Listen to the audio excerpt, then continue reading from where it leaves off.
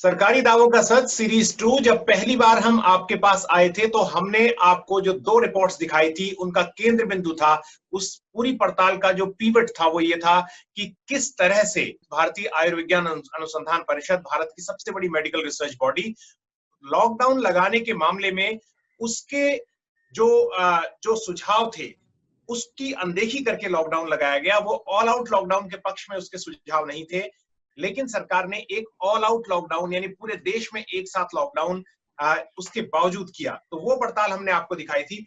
आज की जो हमारी पड़ताल है उसके बारे में हमने खोजबीन जो की है वो ये बताती है कि ना केवल लॉकडाउन लगाने के मामले में आईसीएमआर की अनदेखी की गई, बल्कि जब लॉकडाउन को अब हटाने की ओर बढ़ रहे हैं, एक एग्जिट प्लान ढूंढा जा रहा है, तो उस वक्त भी सरकार ने आईसीएमआर के बनाए हुए रोड मैप को, उनके जो पैरामीटर्स हैं, उनके जो मानक हैं, उनकी साफ तौर पर अनदेखी की है। ये पड़ताल हमारे लिए रिपोर्टर्स कलेक्टिव में लेकर आई हैं मृदुला चारी, हमारी सहयोगी, और साथ में दूसरे सहयोगी नितिन सेठी जो पहली सीरीज में भी थे। और इसको आप अगर पूरी डिटेल्ड रिपोर्ट पढ़नी है तो वो आर्टिकल 14 वेबसाइट में पिछली बार की तरह पढ़ सकते हैं, और हिंदी में satyagrah.com और तमाम वेबसाइट्स में अलग अलग भाषाओं में आप इसे पढ़ सकते हैं। तो अब इस पड़ताल के बारे में मैं अपने दोनों सहयोगियों से जानना शुरू करता हूं। मूल बात जो है, पहली हम आपको यही बताना चाह रहे हैं कि जब सरकार ने लॉकडाउन लगाया उसके बाद उसके जो आर्थिक दुष्परिणाम अब दिखाई देने लगे हैं तमाम दुनिया भर में, उससे निपटने के लिए सरकार पर यह दबाव है कि अब इस लॉकडाउन को हटा के सामान्य आर्थिक कार्रवाई, आर्थिक जो रोज का जो एक्टिविटी है उसको शुरू किया जाए। लेकिन उसको शुरू करते वक्त सरकार जो तरीका अपना रही है उस पर हम बात करेंगे, लेकिन सरकार ने जो तरीका अपनाया है लॉकडाउन हटाने का उसके बारे में मैं मृदुला से पूछना चाहूंगा। मृदुला, सरकार ने, जैसा हम जानते हैं कि red zone, orange zone, green zone बनाए हैं, जिस पर मैं नितिन से बात करूंगा, लेकिन आपने अपनी रिपोर्ट में उस तरीके का जिक्र किया है जो आईसीएमआर ने असल में सुझाया था। क्या आप हमारे दर्शकों को ये बता सकती हैं कि आईसीएमआर का जो तरीका है वो लॉकडाउन हटाने का क्या था, वो किन मानकों के आधार पर लॉकडाउन असल में हटाया जाना था अगर आईसीएमआर की बात मानी जाती? नितिन, अगर आप वो लॉकडाउन पे दिखाएंगे स्क्रीन पे, ये लॉकडाउन निकालने के लिए आईसीएमआर ने कुछ शर्तें रखी है। सबसे पहले ये जांच करनी पड़ेगी कि क्या टेस्टिंग डेटा से दिखाई दे रहा है कि इन्फेक्शन 40% से 40% से आगे बढ़ते जा रही है।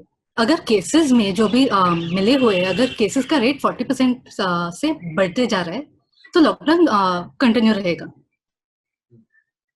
अगर संक्रमण के रेट 40% से कम हुए हैं तो बाकी ये 14 दिन का असेसमेंट होगा कि घर घर में जाके लोगों की जांच करनी पड़ेगी कि उनको ताप है, खांसी है, वो सब जांच करना पड़ेगा। फिर अगर किसी व्यक्ति को ऐसा सिम्टम दिखाई दे रही है तो उनको कोरोना का टेस्ट करवाएंगे, नहीं तो उनको बताएंगे कि घर में आगे और 14 दिन के लिए रुको। अगर उसके बाद भी ये इन्फेक्शन का रेट 40% से कम होते जा रहा है तो सरकार को और 3 शर्तें देखनी पड़ेगी। एक तो सर्वेलेंस प्रिपेयर्डनेस, क्लिनिकल प्रिपेयर्डनेस और क्वारंटाइन प्रिपेयर्डनेस। मतलब कि वो कितने तैयार है सर्वेलेंस करने के लिए, घर घर में जाने के लिए कि लोगों को ताप है, बुखार है, क्या उनके पास अधिक टेस्ट किट है, वो सब देखने के लिए तैयारी करना पड़ेगा। फिर क्लिनिकल प्रिपेयर्डनेस की, हॉस्पिटल में काफी बेड है, क्वारंटाइन बेड है, आइसोलेशन रूम है, ऑक्सीजन वेंटिलेटर, सब ये सब इस सब का तैयारी करना पड़ेगा। क्वारंटाइन प्रिपेयर्डनेस की, क्या कोई क्वारंटाइन सेंटर है जहाँ पे अगर लोगों को सिम्टम है, अगर लोगों को हाई रिस्क कॉन्टैक्ट, जैसे हम अभी बता रहे कि जिनको ज्यादा चांसेस है कि उनको कोरोना हुआ है, उसका भी तैयारी करना पड़ेगा। अगर ये सब तैयारी काफी है तो ही लॉकडाउन को निकाला जा सकता है, नहीं तो लॉकडाउन शायद ऑरेंज से ग्रीन तक जा सकता है, नहीं तो रेड से ऑरेंज तक, जो बाद में बताया गया गवर्नमेंट ने। अगर काफी नहीं है तो लॉकडाउन कंटिन्यू रहेगा। ये आईसीएमआर के सुझाव है। अलग बात है कि सरकार ने नहीं किया। राइट। मैं इसमें एक बात और आपसे चाहूंगा कि आप जोड़ें कि इसमें 3 जो है फुटनोट साइड में हैं, यानी जिसको देखने से ऐसा लगता है कि इसमें कुछ शर्तें भी हैं कि माना कि जब आप इन्फेक्शन गोइंग अप और down based on local data कहते हैं, यानी लोकल डेटा और जो लोकल मॉनिटरिंग है वो काफी इंपॉर्टेंट है। ये बात आईसीएमआर ने कही थी लॉकडाउन हटाते वक्त भी। हाँ, वो ऐसे मैंने बताई है कि बिना लोकल मॉनिटरिंग का, मतलब कि उस इलाके में हर तरह पूरी तरह से मॉनिटरिंग करना चाहिए कि कोरोना के केसेस है कि नहीं, कि अगर लोगों को टेस्ट कराना चाहिए, और अगर ये डाटा नहीं है तो लॉकडाउन निकालना नामुमकिन है, मतलब नहीं कर पाएंगे। दूसरी ये राइट। कंडीशन है कि अगर ये घर घर का सर्वे नहीं होगा 14 दिन के लिए, और ये खास करके 14 दिन की, क्योंकि और थोड़ा टाइम भी लगता है कोरोना का सिम्टम दिखने के लिए, तो अगर लॉकडाउन इसके बिना हुआ तो लॉकडाउन इफेक्टिव नहीं होगा, उसका काम नहीं हो पाएगा। और अगर ये सब सर्वे नहीं किया जाएगा तो लॉकडाउन, जैसे ही लॉकडाउन खत्म होगा वैसे ही इन्फेक्शन का रेट फिर से बढ़ते जाएगा, तो लॉकडाउन का कोई फायदा ही नहीं हुआ होगा। और तीसरा ये बात है कि क्वारंटाइन जो है, कि लोगों को घर में रखना कि नहीं तो उनको अलग रखना दूसरों से, इसी तरह से आप चेन ऑफ इन्फेक्शन को ब्रेक कर सकते हो। मतलब कि ये वायरस एक व्यक्ति से दूसरे व्यक्ति तक नहीं जाएगी अगर लोगों को अलग, थोड़ा दूर रखे एक दूसरे से। इसके राइट। बिना इसके बिना और कोई दवाई तो नहीं है, इलाज कोई नहीं है। खास करके जब लोग हॉस्पिटल जा रहे हैं तो वो सिर्फ वेंटिलेटर, मतलब जस्ट उनको ये जिंदा रखने की कोशिश कर रहे हैं, लेकिन इसका कोई खास दवाई नहीं है, कोई वैक्सीन नहीं है। तो कोरोना का एक ही क्योर है, और वो लोगों को इन्फेक्शन ना हो। तो ये तीसरी शर्त है। मृदुला, मैं आपके पास आऊंगा एक और सवाल के लिए, लेकिन उससे पहले मैं और नितिन जो है इसी ग्राफ को जो आपने दिखाया वो हिंदी में स्क्रीन पर दिखा रहे हैं अभी दर्शकों को, और इसी मैप ग्राफिक्स के आधार पर मैं पहले दर्शकों को समझाता हूं नितिन से पूछने से पहले, कैसे हटे लॉकडाउन। आईसीएमआर का जो ये तरीका है, रोड मैप है, इसमें मृदुला ने हमें बताया कि जब पूरा इंफ्रास्ट्रक्चर हमारे पास हो, जहां पर हमारे पास मॉनिटरिंग की, सर्विलेंस की और लोगों की जांच की, टेस्टिंग की पूरी सुविधा हो, ये पूरा जो पहली रिपोर्ट में हमने पहली सीरीज में दिखाया था, उसके बाद अगर केसेस में 40% से कम गिरावट है तो लॉकडाउन जारी रहेगा, 40% से अधिक गिरावट है तो ये एक पॉजिटिव बात है, लेकिन फिर भी अगले 14 दिनों तक घर घर जाकर टेस्टिंग, जांच और निगरानी और क्वारंटाइन करेंगे, ये हमें मृदुला ने बताया।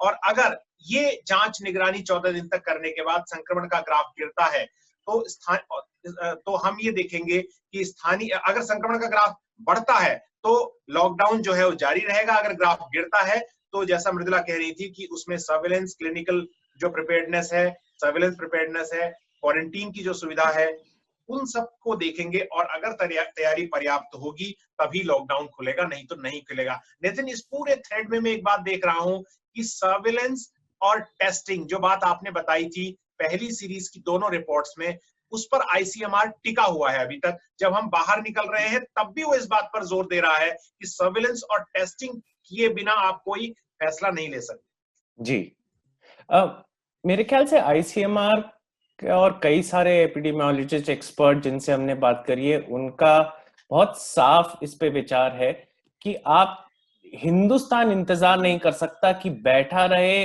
और जिनको बीमारी है वो चल के अस्पतालों तक आए, चेक हो और टेस्ट होने के बाद अगर पॉजिटिव पाए जाए तब उनको अलग रखा जाए, क्योंकि तब तक उतने दिनों में वो कईयों में ये बीमारी फैला चुके होंगे। तो आईसीएमआर का विचार था कि जैसे ही पहले आपको लगे कि वो सिम्टम दिखा रहा है कि खांसी हो रही है, बुखार हो रहा है जो कोविड-19 से होता है, तो पता चलते ही लोगों को पहले हटा दिया जाए, कि खास करके गरीब इलाकों में जहां पे लोग एक दूसरे के बहुत करीब रखते हैं, जगह कम होती है, 6-7 लोग एक ही कमरे में रहते हैं, जरूरी है कि लोग जल्दी से जल्दी पहले अलग हटा दिए जाए, चाहे वो सिर्फ सिम्टम दिखा रहे हो, पॉजिटिव ना कंफर्म हो। बिल्कुल ठीक बात है। मृदुला, मैं आपसे पूछना चाह रहा था कि जब इतना कुछ हो रहा था तो क्या इस पूरे रोड मैप को प्रेजेंट करते वक्त क्या आईसीएमआर ने ये सरकार को कोई वार्निंग भी दी, या कोई ऑल्टरनेटिव तरीका था, या आईसीएमआर ने इस बात को स्ट्रेस किया कि नहीं यही तरीका है? ऐसी कोई जानकारी है हमारे पास? आईसीएमआर ने कहा था कि इन 3 शर्तों को का पूरा होने ही लॉकडाउन को खोलना का एकमात्र प्रभावी रास्ता है। उन्होंने चेतावनी भी दी थी कि अगर इस तरीके का पालन नहीं किया गया तो मरीजों की संख्या फिर बढ़ेगी। इसलिए बिना लोकल मॉनिटरिंग और डाटा इकट्ठे किए लॉकडाउन में ढील नहीं दी जा सकती, और ये आईसीएमआर काफी क्लियर है इस बात पे। यानी आप ये कह रहे हैं कि आईसीएमआर ने साफ कहा था कि अगर इस तरह से खोला जैसे अभी खोला जा रहा है तो कुछ टाइम बाद फिर से राइज होना शुरू हो जाएगा और सारा एक तरह से मिट्टी में मिल जाएगी मेहनत जो की जा रही है, राइट? नितिन, सही अब बात, मैं सही आप बात। और अभी तो 40-50 दिन हुए हैं तो राइट। नितिन, जैसी बात मृदुला कह रही है कि अभी 40-50 दिन हुए हैं और 40-50 दिन के बाद भी सरकार के पास कोई राष्ट्रीय निगरानी मैकेनिज्म, नेशनल सर्वेलेंस मैकेनिज्म नहीं है। और इसके बदले सरकार ने क्या किया कि उसने जोन्स बना दिए, red zone, orange zone, green zone. मैं इसके बारे में आपसे जानना चाहता हूं कि सरकार को ये ब्रह्म ज्ञान कब प्राप्त हो गया कि हम अब जोनिंग सिस्टम करेंगे और उससे निकल जाएंगे बाहर। इस बारे में क्या पहले से तैयारी थी या अचानक सरकार ने कोई ऐसा टर्न लिया अपनी स्ट्रेटेजी में और ये जोनिंग सिस्टम किया? क्या है ये जोनिंग सिस्टम, अगर थोड़ा ये भी समझा सकते? जी, तो अगर आपको याद हो फरवरी मार्च में तो सरकार के पास कोई ऐसा प्लान नहीं था। फरवरी मार्च में तो चले जा रहा था एक ही धड़ेले पे। अचानक 15 अप्रैल को सरकार ने एक नया प्लान निकाला, बोला कि हम देश के जो 700 जिले हैं इनको हम रेड, ऑरेंज और ग्रीन जोन में डिवाइड कर देंगे, बांट देंगे। और रेड जोन वहां होगा, अगर मैं आपको दिखा सकूं एक सेकेंड स्लाइड करके, ये उन्हें कहा कि जिन इलाकों में बीमारी ज्यादा है उनको हम रेड जोन बोलेंगे। और बीमारी ज्यादा है ये कैसे बताएंगे? ये इस बलबूते पे बताएंगे कि जिस शहर में हर 4 दिन या उससे कम में जितने नंबर ऑफ पेशेंट है वो दुगने हो रहे हैं, अगर ऐसा है तो वो रेड जोन कहलाएगा। अगर उससे संक्रमण है लेकिन बहुत कम है तो उसे हम ऑरेंज जोन बोलेंगे। और जहां पे कोई भी बीमार व्यक्ति नहीं मिला है उस जिले को हम ग्रीन जोन बोलेंगे। ये 15 अप्रैल को सरकार ने शुरू किया। फिर 15 दिन बाद सरकार इस पे भी पलट गई और मैं आपको एक और स्लाइड दिखाना चाहूंगा अगर आप मुझे इजाजत दें। बिल्कुल। हाँ, तो जब तीसरा फेज बढ़ाने की फिर बात हुई कि अब हमें लॉकडाउन को फिर से आगे बढ़ाना पड़ेगा 2 हफ्ते के लिए, तब सरकार ने एक नया तरीका निकाला रेड, ग्रीन और ऑरेंज जोन को डिसाइड करने का कि कौन से जिले क्या बनेंगे। और इस बार सरकार ने बोला कि वो 4 दिन से या कम से दुगना होने वाला हम मापदंड नहीं लेंगे, हम 4 अलग मापदंड लेंगे। एक कि किसी भी शहर में टोटल कितने लोग बीमार हैं, दूसरा कि डबलिंग रेट क्या है, तीसरा कि कितने लोगों का टेस्टिंग हो रहा है, और चौथा कि एक शब्द इस्तेमाल किया सर्वेलेंस फीडबैक। और सरकार ने कहा इस बेसिस पे हम सेंट्रल गवर्नमेंट खुद डिसाइड करेगी, स्टेट्स को नहीं डिसाइड करने दिया जाएगा कि कौन से इलाकों में संक्रमण ज्यादा है, किसमें कम है। ये आपने मापदंड तो ले लिए, लेकिन मापदंड पे कितनी वैल्यू होने पे ये वो लाल में जाएगा शहर या वो ऑरेंज में जाएगा, ये सरकार बताने से चूक गई। और स्टेट्स के कहने पे भी उन्होंने ये बताया नहीं। और स्टेट्स कंप्लेन करती रही कि जिन इलाकों को आपने लाल जोन बोल दिया है उसमें इतनी बीमार लोग हैं भी नहीं कई बार। राइट। लेकिन नितिन, इस पूरे कोर्स में एक चीज मिस हो रही थी कि आप अगर टेस्ट ही नहीं करेंगे तो आप कैसे कहेंगे कि मेरे इलाके को जैसे 4 दिन में डबल हो रहा है रेट, अगर मैं टेस्ट ही नहीं कर रहा हूं तो फिर उस पे भी तो एक फ्लॉ है जिसकी ओर शायद आपने अपनी रिपोर्ट में, मैं देख रहा था, उसको उस पॉइंट को उठाने की कोशिश भी की है कि जहां अगर टेस्ट ही नहीं है तो वहां पर कैसे कहा जा सकता है कि यार डबलिंग रेट है। तो ये भी एक मिसिंग पॉइंट था। बिल्कुल, आपने एकदम सही बात बोली। और बहुत लोग, बहुत जो रिसर्चर हैं इस बात पे कई बार बोल चुके हैं, लेकिन सरकार नहीं सुनती है। कि मान लीजिए किसी शहर में आप 4 ही टेस्ट करते हैं, उनमें से एक ही व्यक्ति आपको मिलता है। दूसरे शहर में क्योंकि वो शहर के डॉक्टर और जो भी पूरा उनका तंत्र है अच्छी तरह लगा हुआ है, वो 10,000 टेस्ट करता है और उसमें 100 लोग ऐसे निकलते हैं जिनको इन्फेक्शन है। तो अगर आप ये नहीं देखेंगे कि टेस्ट कितने हुए हैं तो आपको लगेगा कि हाँ वो दूसरा शहर तो बहुत खराब हालात है। जबकि अच्छी बात यह है कि उन्होंने टेस्ट किए हैं, लोगों को जल्दी ढूंढा है और लोगों को क्वारंटाइन में जल्दी से जल्दी डालने की मुहिम छेड़ी है।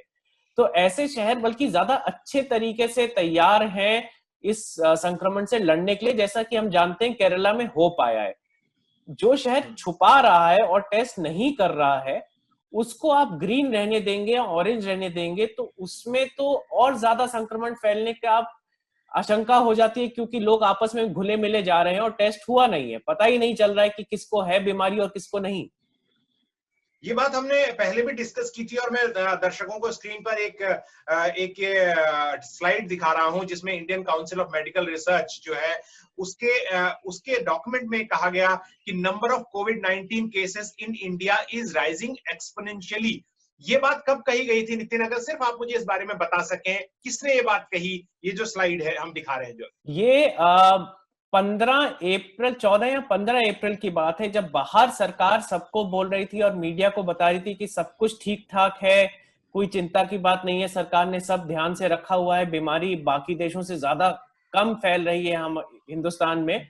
सच्चाई ये थी कि उसी टाइम पे आईसीएमआर ये चिट्ठी लिख के सारे स्टेट्स को बोल रहा था कि संक्रमण बहुत तेजी से फैल रहा है और हमें अब ज्यादा टेस्टिंग करनी पड़ेगी।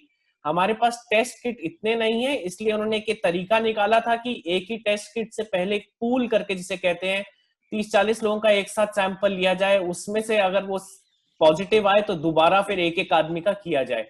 तो ये क्लियर था उस समय पे कि अंदर सरकार और आईसीएमआर जानती थी, ये 15 अप्रैल की बात है, कि संक्रमण अब बहुत तेजी से फैल रहा है, जिस बात को सरकार मई तक पब्लिक में मानने से मना कर रही थी। राइट तो हमारे यहाँ जो है ये बात साफ हो रही है, साफ हमें दिखाई दे रही है पिछले कुछ वक्त में कि हम जो जिसे कहते हैं कि प्रतीकों में ज्यादा ध्यान दे रहे हैं। पहले हमने थाली बजाई और उसके बाद फिर हमने जो है अभी फूल भी बरसाए हैं, जो कि हम चाहते हैं कि जितनी सुविधाएं उन्हें मिले, लेकिन बहुत सारी कार्डिनल जो चीजें हैं उनको वॉयलेट किया जा रहा है। ये भी हमें अपनी पड़ताल से पता चल रहा है। मैं मृदुला के पास जाने से पहले जो इन दोनों साथियों ने मेरे जो खोजबीन की है उसके आधार पर कई लोगों से बात की, और जाहिर तौर पर जब इस तरह की स्टोरीज होती है तो लोग ऑन रिकॉर्ड नहीं आते हैं, लेकिन बहुत सारी जानकारी वो आपको अनौपचारिक रूप से देते हैं। तो ऐसे ही टास्क फोर्स के एक जो पब्लिक हेल्थ एक्सपर्ट हैं वो ये कह रहे थे कि इस वक्त, यानी जिस वक्त ये सब कुछ हो रहा था, देश के कई जिले दावा कर रहे थे कि वहां कोई कोरोना का केस नहीं है। और असल में ये सच भी है, क्योंकि पर्याप्त टेस्ट और मरीजों का पता लगाने के लिए निगरानी ही वो नहीं कर रहे थे। इसका ये मतलब तो नहीं है कि वहां पर कोविड-19 के केस ना हो। ये जो बात है, ये मेरे दोनों साथियों ने जब बात की पब्लिक हेल्थ एक्सपर्ट से, तो उन्होंने इन लोगों को बताई, जो आप हमारी रिपोर्ट्स में जो आर्टिकल 14 में छपी है उसे पढ़ सकते हैं। मृदुला, क्या यही वजह थी कि देश के तमाम जो डीएम हैं कई बार वो खुश हो रहे थे, वो कह रहे थे कि हम जो है हम बिल्कुल सही काम कर रहे हैं, हमारा तो कोरोना फ्री हो रहा है। यहाँ तक कि कई सीएम भी कह रहे थे, जिसके बारे में जिक्र आपने अपनी स्टोरी में किया है, कि वो कोरोना फ्री हो गया है उनका स्टेट। तो 23 अप्रैल को त्रिपुरा के मुख्यमंत्री जो है बिप्लब देव, उन्होंने घोषणा की कि त्रिपुरा राज्य में अब कोई एक भी कोरोना केस नहीं है और राज्य कोरोना मुक्त बन गया है। ये 23 अप्रैल को है। तब तक सिर्फ शायद 4-5 कोरोना केस भी मिल चुके थे पूरे राज्य में, लेकिन 2 ही हफ्ते में पूरा परिस्थिति बदल गई। राज्य ने बॉर्डर सिक्योरिटी फोर्स के जवानों को उनको टेस्ट करने लगे, क्योंकि उनपे ये ताप के सिम्टम दिखाई देने लगे। और फिर 2 ही हफ्ते में 6 मई तक 62 केस मिले उनको कोरोना के, और 10 मई तक 100 से ऊपर गए। मतलब 0 केस से, मतलब 23 अप्रैल को 0 केस थे, क्योंकि शायद टेस्ट नहीं हो रहे थे, कम टेस्ट हो रहे थे। लेकिन जैसे ही एक बीएसएफ कैंप में टेस्टिंग शुरू किए, उनको 100 केस मिले सिर्फ 2 ही हफ्तों में। तो मतलब इससे दिखाई देती है कि टेस्ट करने की कितनी इम्पोर्टेंस है, कितनी जरूरत है। राइट मैं आप दोनों को ये बताना चाहूंगा कि एक दूसरी रिपोर्ट करते वक्त इस दौरान मैंने कई लोगों से बात की, तो उसमें कुछ अधिकारी और कुछ जो चीफ मिनिस्टर्स हैं उनके बयान लेने के लिए उनसे बात की, तो वो अनौपचारिक बातचीत थी, इसलिए उनका नाम नहीं लिया जा सकता, और किसी दूसरी स्टोरी के संदर्भ में बात करते वक्त बात हुई। तो एक राज्य है जहां के अधिकारी ये कह रहे थे कि हमारे पास 300 से ज्यादा टेस्ट रोज करने की ताकत है, लेकिन हम तभी करेंगे जब सिम्टोमेटिक पेशेंट आएगा, ये हमने तय किया। ये टेस्ट की ताकत होने के बाद भी नहीं कर रहे थे। एक मुख्यमंत्री ये कह रहे थे कि हमारे यहाँ कोरोना फ्री हो गया है, और 2 दिन बाद उन्हीं के दफ्तर से फोन करके मुझे अधिकारियों ने कहा कि नहीं, कोरोना के केसेस हमारे यहाँ बढ़ रहे हैं। तो यानी जो बात आप दोनों ने खोदी है अपनी स्टोरी में, उसका मूल यहाँ पर साबित होता है कि जब आप टेस्ट नहीं करेंगे तो फिर ये सेलिब्रेट करना कि जो संख्या है वो कम हो रही है ये या नहीं है, ये एक अजीब सी बात है। नितिन, इसीलिए शायद जब 14 अप्रैल को 12,000 केस थे, वो बढ़ के 30 अप्रैल को 33,000 हो गए, 8 मई को केस आते आते 56,000 हो गए, और आज जब हम इस स्टोरी को एयर कर रहे हैं तो मोटे तौर पर हम कह सकते हैं कि केसेस जो है वो 65,000 से ऊपर हैं। यानी हम 14 अप्रैल के मुकाबले के 12,000 केसेस के मुकाबले करीब 40-50 दिनों में उछल के जो है वो 5 गुना केस हो चुके हैं हमारे यहाँ। तो क्या इसमें मैं ये कह सकता हूँ कि सरकार को ने अपनी अप्रोच अब बदली है? सरकार जो अभी कर रही है वो उस अप्रोच को आप क्या कहेंगे? यानी कि अभी सरकार क्या मिलीजुली अप्रोच कह सकता हूँ मैं, कैसी अप्रोच सरकार अपना रही है? अच्छा नहीं लगता कहते हुए, पर हृदय सच्चाई है कि ये मिलीजुली नहीं, एक खिचड़ी अप्रोच है। सरकार को जो आईसीएमआर ने बोला था वो तो शुरू से किया नहीं। अब ये पब्लिक में झूठ बोलती रही सरकार कि अब सब कुछ कंट्रोल में आ गया, जबकि हम रोज देखते रहे नंबर बढ़ गया है। सरकार अभी भी तीसरा फेज लॉकडाउन का चल रहा है, लेकिन सरकार डोर टू डोर सर्वेलेंस के लिए अभी भी तैयार नहीं है। ना ही ऐसे कोई ऑर्डर पब्लिक में है कि state governments door to door जाके सर्वेलेंस करें, सर्वेलेंस के से पता चले कि किसको बुखार है, कौन सिम्टम है, उसे जल्दी से जल्दी अपने घर से निकाल के अच्छी जगह क्वारंटाइन में रखा जाए। कोई ऐसा नहीं कि जेल में, बट अच्छी क्वारंटाइन में रखा जाए। ऐसी तैयारी सरकार ने ना करनी चाहिए, ना ही स्टेट्स को ऑर्डर दिया है कि ऐसा करें। और हमें पता है कि स्टेट सेंटर के पास अभी लॉ के मुताबिक पूरी पावर है कि स्टेट्स को जो इंस्ट्रक्शन देना चाहे वो दे सकता है, और स्टेट्स को उनका पालन करना पड़ेगा। सच्चाई ये है कि हम अधेड़ में फंसे हुए हैं, और सरकार ने आईसीएमआर को तो फॉलो किया नहीं है। पब्लिक में झूठ बोलते बोलते अब वो इस हालात में है कि उसे समझ नहीं आ रहा कि लॉकडाउन कैसे और चलाएं, क्योंकि हम सब जानते हैं लॉकडाउन से जो आर्थिक नुकसान हो रहा है वो दिन भर दिन बढ़ता जा रहा है, और संक्रमण कम नहीं हो रहा है। ये अगर आप याद करें, इस सीरीज में कहा था कि आईसीएमआर खुद बोलता था कि संक्रमण रोकने के लिए अगर आप लॉकडाउन गरीबी इलाकों पे लगाएंगे, जहां लोग बहुत एक दूसरे के करीब रहते हैं, तो संक्रमण और ज्यादा ही फैलेगा। और वो सच्चाई अब सामने आने लग गई है। बिल्कुल ठीक बात है। और पुलिस जिस तरह से डंडा चला रही है और सड़क पे से लेके ट्रेन की पटरियों पे लोग मारे जा रहे हैं, उससे एक डर ये भी है लोगों में कि हम बाहर निकलकर ये बताने अगर हॉस्पिटल की ओर जा रहे हैं कि मुझे बुखार है, तो पुलिस वाले के डंडा पहले खा के मरूं या पहले घर में रहूं और अपने को सुरक्षित रखूं। लेकिन एक कोड जरूर है जो मैं चाहूंगा कि आप अगर संभव हो आपको तो वो आप बता सकें। किसी पब्लिक हेल्थ एक्सपर्ट ने भी ये जो शब्द है वो आपके नहीं है, खिचड़ी अप्रोच का जिक्र किया था। क्या वो आप उस खिचड़ी अप्रोच के बारे में जो उन्होंने कहा पब्लिक हेल्थ एक्सपर्ट ने आपसे, उसको यहाँ पर बता सकते हैं? हाँ, एक पब्लिक हेल्थ एक्सपर्ट जो सरकार की टीम में है, उन्होंने इसको एक हाइब्रिड मॉडल बोला, और एक तरीके से हताश होके बोला था कि अब हम इतने आगे बढ़ गए हैं बिना आईसीएमआर की बात माने कि अब आईसीएमआर के रास्ते पे चलना शायद सरकार के लिए पूरी तरह मुमकिन ना हो। तो अब अधेड़ में है, थोड़ा सा आईसीएमआर का सुन रहे हैं लेकिन अपनी करे जा रहे हैं, ऐसा हमें टास्क फोर्स के मेंबर ने ऑफ रिकॉर्ड बताया था। राइट।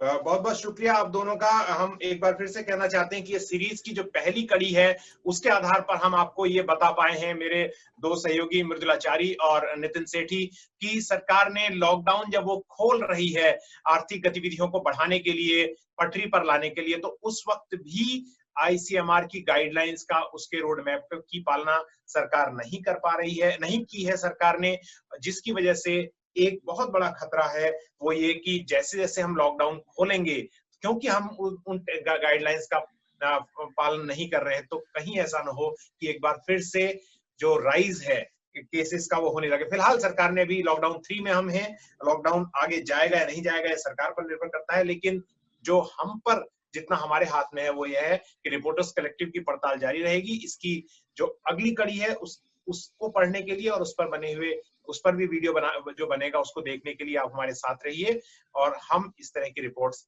आपके लिए लाते रहेंगे। बहुत बहुत शुक्रिया।